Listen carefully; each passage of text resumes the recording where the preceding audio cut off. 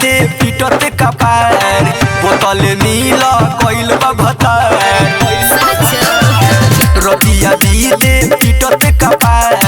बोतल नील कइल बा भतार अटाली के ढोरी में पूछे रे सखी कहे लगू से सामान हमार कहिया ले हम पासे सुती रो रो के पूछे जोगार हमार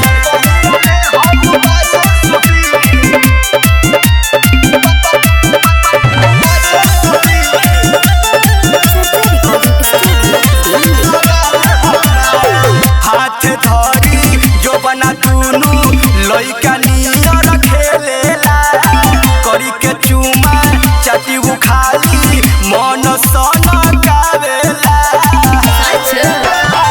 हाथ धरी जो बना दुनु लइका नियर खेलेला करी के चुमा चाटी उखाली मन सन गावेला कहल जाला जवनिया के भार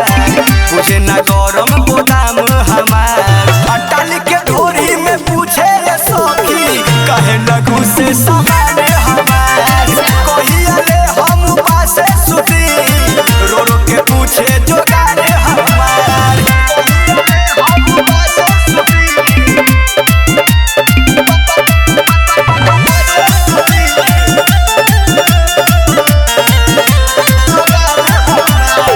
कितना